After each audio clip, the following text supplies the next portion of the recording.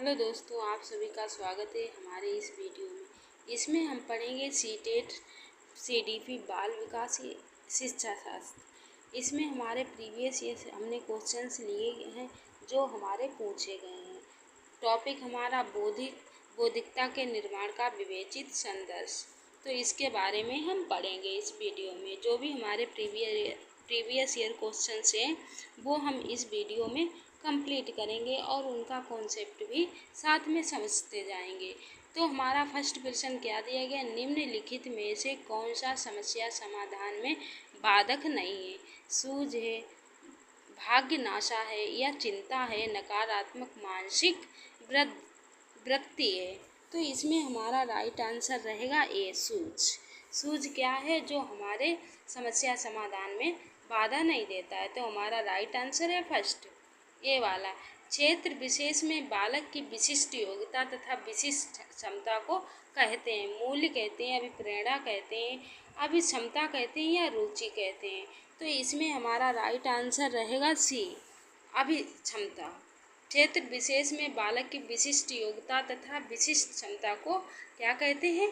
इसमें मूल्य, अभिप्रेरणा दिया है, अभिक्षमता दिया, रुचि दी है। तो इसमें हमारा राइट आंसर है सी, अभिक्षमता। प्रश्न नंबर 3, यदि शिक्षक कक्षा में एक छात्र को समस्यात्मक बालक के रूप में पाता है तो उसे बच्चे को दंड देना चाहिए, बच्चे को नज़रअंदाज कर देना चाहिए, या बच्चे को परामर्श देना चाहिए, या तत्काल घर वापस भेज देना चाहिए। तो इसमें हमारा यूपी टेट सन 2019 में पूछा गया। तो इसमें हमारा राइट आंसर है सी, बच्चे को परामर्श देना चाहिए। प्रश्न नंबर 4 देख लें, निम्नलिखित में से प्रगतिशील शिक्षा की प्राथमिक विशेषता कौन सी है? पाठचर्या तथा आकलन में लचीलापन। बी दिया गया बार बार पेपर पेंसिल आधारित परीक्षा अधिगम का आकलन। सी दिया गया है बाह्य उत्प्रेरकों का बार बार इस्तेमाल। डी दिया गया परीक्षा में उच्चतम अंक प्राप्ति पर बल। तो इसमें हमारा राइट आंसर है पाठचर्या तथा आकलन में लचीलापन। तो ये हमें याद रखना, अगर लचीलापन आ जाता है तो क्या है हमारा आंसर राइट होगा, लचीलापन वाला। प्रश्न नंबर 5 देख लेते। एक प्रगतिशील कक्षा में व्यक्तिगत भिन्नताओं को किस प्रकार देखा जाना चाहिए? ए दिया गया योग्यता आधारित समूह बनाने का मापदंड। बी दिया गया अध्यापन अधिगम की इस प्रक्रिया की परियोजना के लिए महत्वपूर्ण। सी दिया गया अधिगम की प्रक्रिया में बाधा। डी दिया गया अध्यापक के पक्ष पर असफलता। तो इसमें हमारा राइट आंसर है बी, अध्यापन अधिगम की प्रक्रिया की परियोजना के लिए महत्वपूर्ण है। प्रश्न नंबर 6, पृथक पृथक समजातीय समूह के व्यक्तियों के प्रति बच्चों की आवृत्ति और साधारणता आधारित होती है। तो ऑप्शन दिए गए हैं, ए उनके अभिभावकों की चित्तवृत्ति। बी दिया गया है उनमें समकक्षियों की अभिवृत्ति पर। सी दिया गया है दूरदर्शन के प्रभाव पर। डी दिया गया उनके सहोदरों की अभिवृत्ति पर। तो इसमें हमारा 6 में राइट आंसर रहेगा ए, उनके अभिभावकों की चित्तवृत्ति पर। प्रश्न नंबर 7, शिक्षा का मुख्य उद्देश्य होना चाहिए। ए विद्यार्थियों में व्यवसायिक कुशलता का विकास करना। बी दिया विद्यार्थियों में सामाजिक जागरूकता का विकास। सी दिया गया विद्यार्थियों की परीक्षा के लिए तैयार करना। डी दिया गया व्यवहारिक जीवन के लिए विद्यार्थियों को तैयार करना। तो इसमें हमारा राइट आंसर रहेगा डी, व्यवहारिक जीवन के लिए विद्यार्थियों को तैयार करना। प्रश्न नंबर 8, कक्ष में शिक्षक व विद्यार्थी के मध्य संप्रेषण होना चाहिए। ऑप्शन ए दिया है पाठ्य पुस्तक केंद्रित। बी दिया गया विद्यार्थी केंद्रित, या बालक केंद्रित, या शिक्षक केंद्रित, या उद्देश्य केंद्रित। तो इसमें हमारा राइट आंसर रहेगा विद्यार्थी के मध्य। तो इसमें हमारा राइट आंसर है उद्देश्य केंद्रित, डी। प्रश्न नंबर 9, शेष अवस्था के लिए उत्तम शिक्षण विधि है। मॉन्टेसरी विधि, बी खेल विधि, सी दिया है किंडरगार्टन विधि, डी दिया गया ए सभी। तो इसमें हमारा राइट आंसर रहेगा डी ए सभी। प्रश्न नंबर 10, विद्यार्थी में प्रत्यय विकास का निर्माण के लिए शिक्षक ए की शिक्षण विधि सरल से जटिल की ओर होनी चाहिए,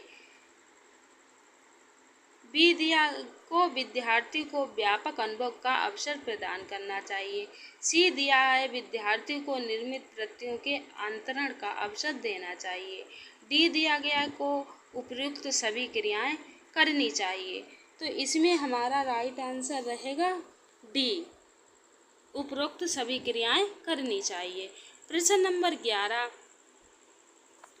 राष्ट्रीय पाठ्यचर्या रूपरेखा सन 2005 गुणवत्ता आयाम शीर्षक के अंतर्गत अधिक महत्व दिया गया है, ए भौतिक संसाधनों का, बी शिक्षक एवं अभिप्रेरित अध्यापकों का, सी दिया गया बालकों के लिए ज्ञान के संदर्भ में संचित अनुभवों को, डी दिया गया बालकों के लिए संरचित अनुभव एवं पाठ्यक्रम सुधार को। तो इसमें हमारा राइट आंसर कौन सा रहेगा, डी, बालकों के लिए संचित और अनुभव पाठ्यक्रम सुधार को। प्रश्न नंबर 12, राष्ट्रीय पाठ्यचर्या रूपरेखा सन 2005 में निम्नलिखित में से किस परीक्षा संबंधी सुधारों को सुझाया गया है। कक्षा जो क्लास 10th की परीक्षा ऐच्छिक हो, बी विद्यालय शिक्षा विभिन्न अवस्थाओं पर राज्य स्तर की परीक्षा संचालन, सी दिया गया है प्रतियोगी प्रवेश परीक्षा को ऐच्छिक, उपरोक्त में से सभी। 12 में दिया गया उपरोक्त में से सभी, तो इसमें हमारा आंसर रहेगा उपरोक्त में से सभी, डी वाला। प्रश्न नंबर 13, राष्ट्रीय पाठ्यचर्या की रूपरेखा सन 2005 बातचीत की गई थी, ए ज्ञान स्थायी है, बात दिया जाता है, ये दिया जाता है से ज्ञान का विकास होता है और इसकी संरचना की जाती है, बी दिया गया शैक्षिक केंद्र से विषय केंद्र होने पर, सी दिया गया है विद्यार्थी केंद्रित से अध्यापक केंद्रित की ओर, और डी दिया गया इनमें से कोई नहीं। तो इसमें हमारा 13 में राइट आंसर है ये ज्ञान स्थायी है, वह दिया जाता है, ये ज्ञान का विकास होता है और इसकी संरचना की जाती है।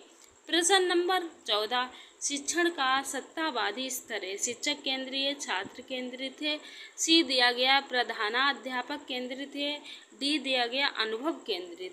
तो 14 इसमें हमारा राइट आंसर रहेगा ए शिक्षक केंद्रित। प्रश्न नंबर 15, जब एक योग्य बच्चा पहली बार विद्यालय आता है तो शिक्षक को क्या करना चाहिए, ए बच्चे की निर्योग्यता के अनुसार उसे विशेष विद्यालय में भेजने का प्रस्ताव देना चाहिए, बी दिया गया उसे अन्य विद्यार्थियों से अलग रखना चाहिए, सी दिया गया सरकारी योजना विकसित करने के लिए बच्चे के माता पिता के साथ चर्चा करनी चाहिए, डी दिया गया प्रवेश परीक्षा लेनी चाहिए। तो इसमें हमारा राइट आंसर रहेगा ए, बच्चे के निर्योग्यता के अनुसार उसे विशेष विद्यालय में भेजने का प्रस्ताव देना चाहिए। तो इसमें निर्योग बच्चा पहली बार विद्यालय आता है तो उसे शिक्षक को क्या करना चाहिए, तो उसे क्या है, इसमें हमारा आंसर बच्चे की निर्योग्यता के अनुसार उसे विशेष विद्यालय में भेजने का प्रस्ताव देना, बी में क्या बता रहा है, उसे अन्य विद्यार्थियों से अलग रखना, ये हमारा रॉन्ग होगा, सी क्या दिया है सरकारी योजना विकसित करने के लिए बच्चे के माता पिता के साथ चर्चा करनी चाहिए। तो 15 इसमें हमारा राइट आंसर रहेगा सी वाला, सरकारी योजना विकसित करने के लिए बच्चे के माता पिता के साथ चर्चा करनी चाहिए।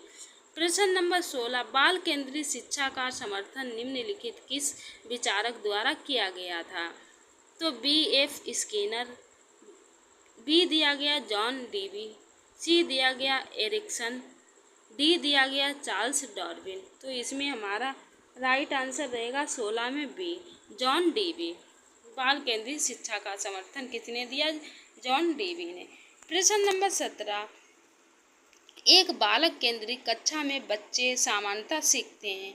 ए व्यक्तिक और सामूहिक दोनों रूपों में। बी दिया गया मुख्य रूप से शिक्षक से। सी दिया गया व्यक्तिगत रूप से। डी दिया गया समूह में। तो इसमें हमारा राइट आंसर रहेगा 17 में ए वाला, व्यक्तिगत और सामूहिक दोनों रूपों में बच्चे सीखते हैं। शिक्षा की प्रक्रिया के अंग होते हैं शिक्षा, शिक्षार्थी, पाठ्यक्रम, ये सभी। तो इसमें हमारा राइट आंसर है डी, ये सभी। शिक्षा भी होती है, शिक्षार्थी भी और पाठ्यक्रम भी होता है। 19 दिया गया सामाजिक परिवर्तन का सर्वाधिक कार्यकारी कारक है। ए धर्म, बी शिक्षा, सी सरकार, डी जाति। तो इसमें हमारा 19 में राइट आंसर है बी शिक्षा। प्रश्न नंबर 20, स्कूलों को अधिकतर शिक्षक में अपने छात्रों के लिए किसका सर्वाधिक अभाव पाया जाता है?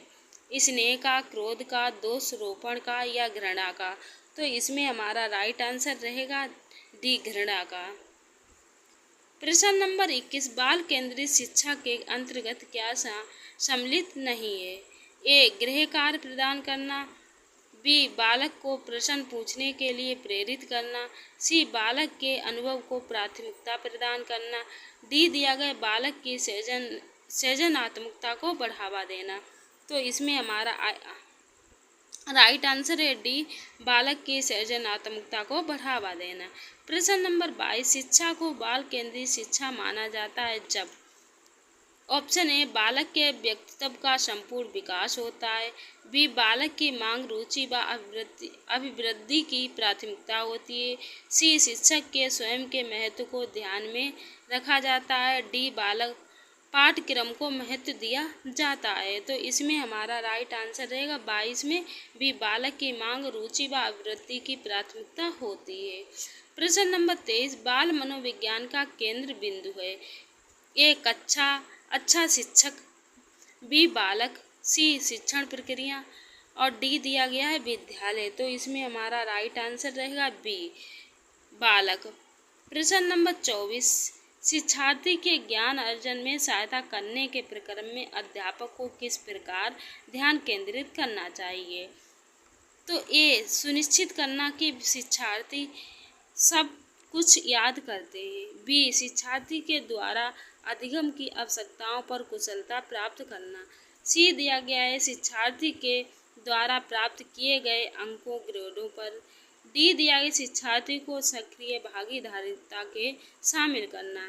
तो 24 का हमारा राइट आंसर है डी, विद्यार्थियों को सक्रिय भागीदारिता के लिए शामिल करना। प्रश्न नंबर 25 हमारा लास्ट क्वेश्चन दिया गया है, इसे भी हम करते हैं। तो NCF 2005 के अनुसार गलतियाँ इस कारण से महत्वपूर्ण होती है, किस कारण से महत्वपूर्ण होती है?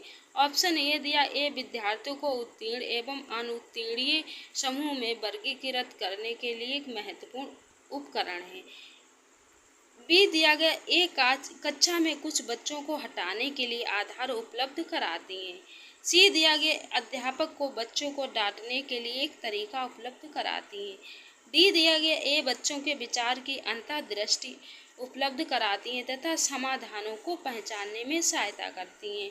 तो 25 का हमारा राइट आंसर रहेगा डी, ए बच्चे के विचार की अंतर्दृष्टि उपलब्ध कराती हैं तथा समाधानों को पहचानने में सहायता करती हैं। तो यहाँ पे हमारे सारे जो भी अभ्यास प्रश्न थे समाप्त होते हैं। प्रीवियस ईयर क्वेश्चन मिलते हैं अगले टॉपिक और इसके आगे प्रीवियस ईयर क्वेश्चनों के साथ में। तो यहाँ पे हमने कितने क्वेश्चन 25 क्वेश्चंस करे हुए हैं।